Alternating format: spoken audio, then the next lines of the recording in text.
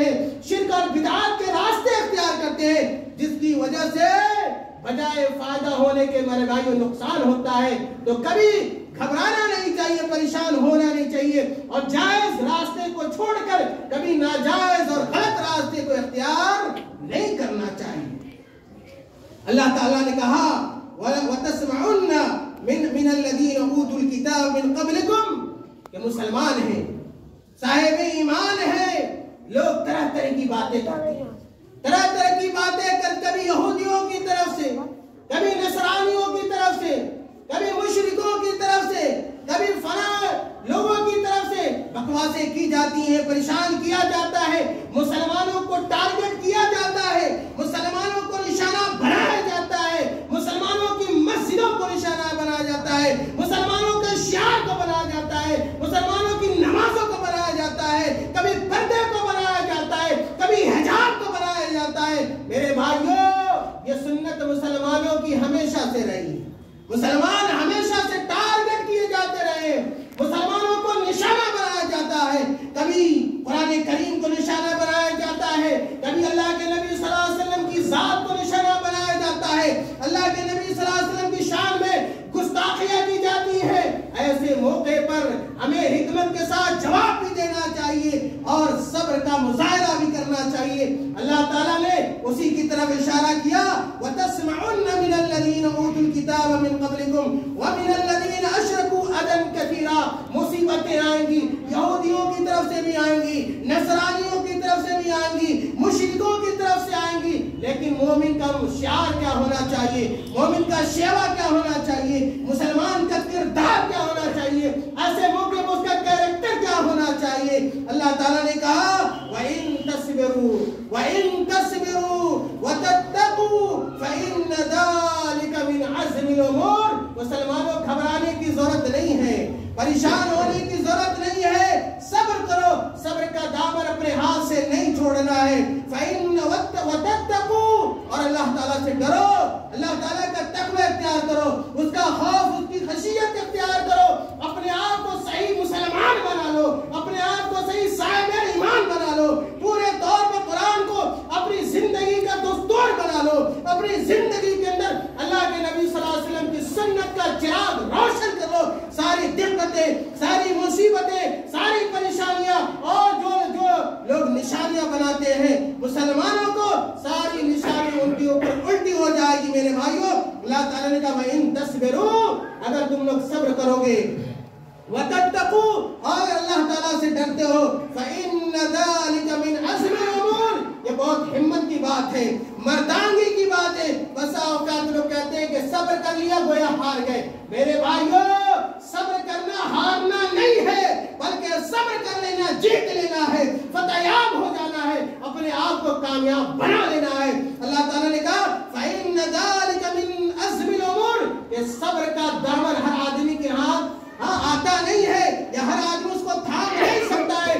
بڑے دل اور جگر والے وہ لوگ ہوتے ہیں جو پریشانی کے وقت, جو دقت کے وقت اور جو دشمن کی اذیت کے اوپر صبر کو اپنے ہاتھ میں تھام لیتے ہیں اور صبر کا دامن میرے بھائیوں اپناتے ہیں. پتہ چلا میرے بھائیوں کہ دنیا چند روزہ ہے, دنیا ختم ہو جانے والی ہے, اور آخرت یقینی ہے, آخرت میں ہمیں جانا ہے.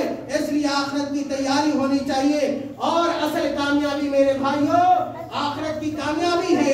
اللہ کے نبی صلی اللہ علیہ وسلم نے ارشاد فرمایا, حضرت ابو بکر رضی اللہ تعالی عنہ کی حدیث ہے, روایت ہے, اور امام احمد رحمۃ اللہ علیہ مسند امام احمد کے اندر اس حدیث کو بیان کیا ہے کہ اللہ کے نبی صلی اللہ علیہ وسلم نے کہا کہ اصل کامیابی آخرت کی کامیابی, اصل نجات آخرت میں جہنم سے نجات پا جانا ہے اور جنت میں داخل ہو جانا ہے.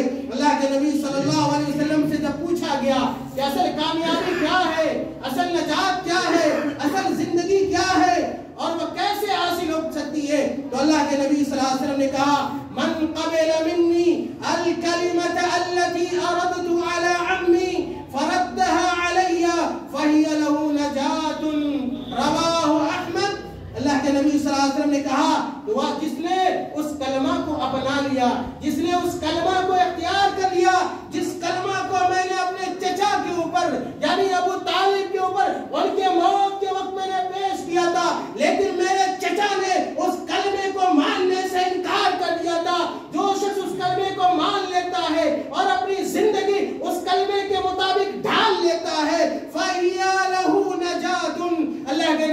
علیہ وسلم کہتے ہیں کہ یہ کلمہ اس کے لیے نجات کا باعث ہوگا اور اس کو جہنم سے بچا کر جنت کی طرف میرے بھائیوں لے جائے گا۔ ایک اور حدیث بیان کر کے میں اپنی بات ختم کرتا ہوں۔ ایک معروف صحابی ہیں، ان کا نام النعمان بن قوقل رضی اللہ تعالیٰ عنہ، ان کا نام النعمان بن قوقل رضی اللہ تعالیٰ عنہ ہے، اور امام مسلم رحمت اللہ علیہ نے اس حدیث کو اپنی صحیح کے اندر بیان کیا ہے۔ نعمان بن قوقل رضی اللہ تعالیٰ عنہ اللہ کے نبی صلی اللہ علیہ وسلم سے ایک بڑا سیدھا سوال کرتے ہیں، لیکن بہت اہم سوال کرتے ہیں، اور یہ سوال ہم میں کہ ہر مسلمان کو اپنے دل سے کرنا چاہیے، اپنے آپ سے کرنا چاہیے کہ ہم مسلمان ہیں، ہم کیا کر رہے ہیں، ہمارا مقصد کیا ہے، ہمارا ہدف کیا ہے، ہمارے اللہ تعالیٰ نے اس دنیا کے اندر کیوں پیدا کیا ہے، ہمارا ٹارگٹ کیا ہے، ہم کہاں جانا چاہتے ہیں، ہماری منزل کیا ہے۔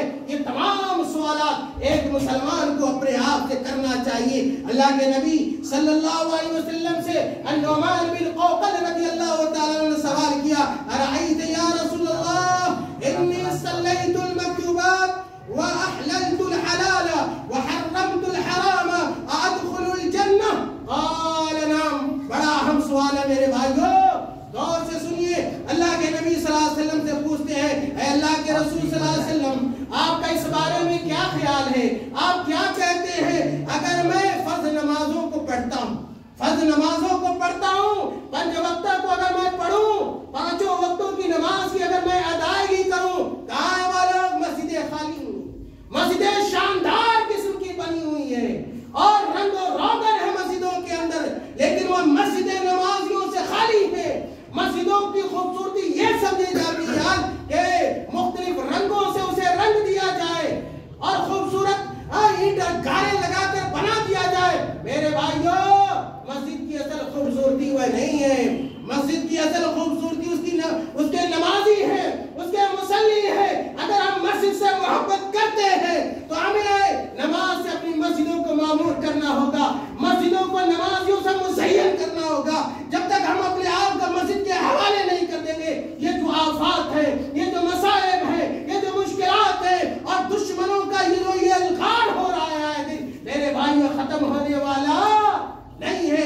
اللہ کے نبی صلی اللہ علیہ وسلم سے پوچھتے ہیں، اے اللہ کے نبی صلی اللہ علیہ وسلم، اگر میں 5 وقت کی پابندی کروں اور اللہ تعالیٰ کے حرام کردہ چیزوں کو حرام سمجھوں اور اللہ تعالیٰ کے حلال کردہ چیزوں کو اگر میں حرام سمجھوں تو ادخل الجنہ، کیا میں جنت میں جاؤں گا؟ سوال تھا، اگر میں حلال کو حلال سمجھوں، حرام کو حرام سمجھوں، اے اللہ کے نبی صلی اللہ علیہ وسلم، کیا میں اپنے اس عمل کی وجہ سے جنت میں جا سکتا ہوں؟ بڑا اہم سوال ہے میرے بھائی، ہمیں بھی جنت کے بارے میں سوچنا چاہیے۔ جنت میں ہم کیسے جائیں گے، کیسے داخل ہوں گے، جنت میں لے جانے والے اعمال کون کون سے ہیں، ان اعمال کو ہمیں تلاش کرنے چاہیے۔ تو اللہ کے نبی صلی اللہ علیہ وسلم نے کہا کہ نام، اگر تم 5 وقت نمازوں کی پابندی کرتے ہو، حلال کو حلال سمجھتے ہو، حرام کو حرام سمجھتے ہو، تو تم جنت میں جا سکتے ہو۔ دوسری روایت کے اندر ہے تو مزید انہوں نے پوچھا کہ اللہ کے نبی صلی اللہ علیہ وسلم، آپ نے جو باتیں بتلائی ہیں میں اتنا ہی کروں گا، اس سے زیادہ میں نہیں کر سکتا، کیا میں جنت میں جا سکتا ہوں؟ اللہ کے نبی صلی اللہ علیہ وسلم نے کہا کہ ہاں تم جا سکتے ہو۔ بعض روایتوں میں ہے کہ جب وہ پیٹ پھیر کر جانے لگے، سوال کر کے جانے لگے، واپس ہونے لگے، تو اللہ کے نبی صلی اللہ علیہ وسلم نے کہا من سرہ